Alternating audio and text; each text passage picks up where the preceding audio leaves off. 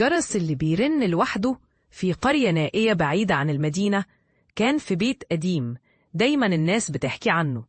كان عنده جرس قديم على الباب، جرس غريب شوية، كان بيصدر صوت عالي كل ما الرياح بتمر عليه.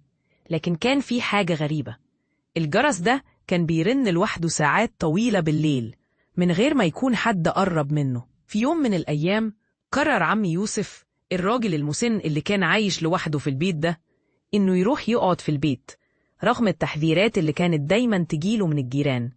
كان دايما يقول لهم الجرس ده ملوش أي تفسير، مفيش حاجة غريبة فيه. لكن عم يوسف ما كانش يعرف إن الحكاية مش كده خالص. في ليلة من الليالي كان عم يوسف قاعد في بيته وكل شيء هادي، لكن فجأة سمع صوت الجرس بيرن في الليل. الصوت كان عالي وكان قوي لدرجة إنه كان بيخترق هدوء الليل. فزع عم يوسف وراح بسرعة للباب، لكن ما كانش فيه حد. وقف قدام الجرس، بدأ يبص فيه وهو مش قادر يفهم، والجرس مازال بيرن. حاول يوقفه، مفيش فايدة. وفي اللحظة دي حس بتيار هواء بارد طالع من تحت الباب.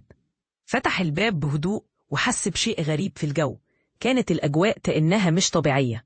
دخل قدام الباب ومش قادر يتنفس لأن المكان كان مظلم وكئيب والهواء كان تقيل. بدأت أقدامه تتثاقل، ومع كل خطوة كان الصوت بيزيد، وكل ما تقدم الصوت كان بيصبح أعلى وأقوى. وصل قدام السلم اللي كان قديم وبالي، وسمع الجرس بيرن من فوق. عم يوسف طلع السلم بحذر، عينيه مش مصدقة، قلبه كان بيخفق بسرعة. وصل أخيرا قدام باب غرفة النوم، والجرس ما زال بيرن.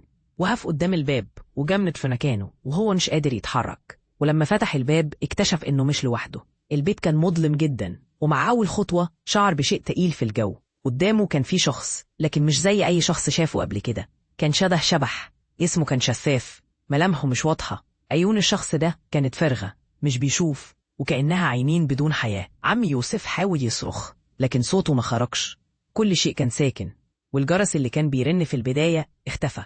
وفي اللحظة دي بدأ الشخص ده يتحرك ناحية عم يوسف، وسمع في أذنه همسات غريبة مش فاهمها. كان الصوت زي الرياح لكن مع كلمات مش مفهومة.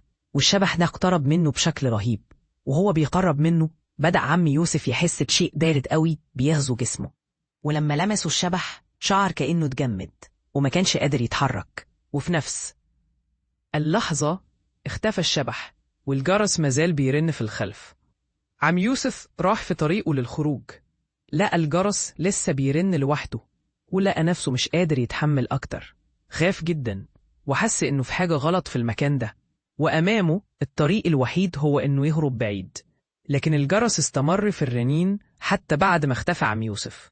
وكل ما مر الوقت الجرس كان بيبقى في مكانه زي ما هو، والناس اللي عاشت حول البيت كانوا بيشوفوا الضوء في الظلام، لكن الجرس بيستمر في الرنين. وفي يوم من الأيام جابوا فنية علشان يصلح الجرس. لما حاول يلمس الجرس سمع صوت همسات زي ما كان بيحس بيها عم يوسف، وبمجرد ما لمسه سقط فجأة مغشي عليه. الجرس ده لحد النهاردة مازال بيرن لوحده ومحدش قدر يوقفه، والناس اللي حاولوا الاقتراب منه كانوا بيختفون أو بيشعروا بشيء غريب، والمكان دايما مليان بالهمسات.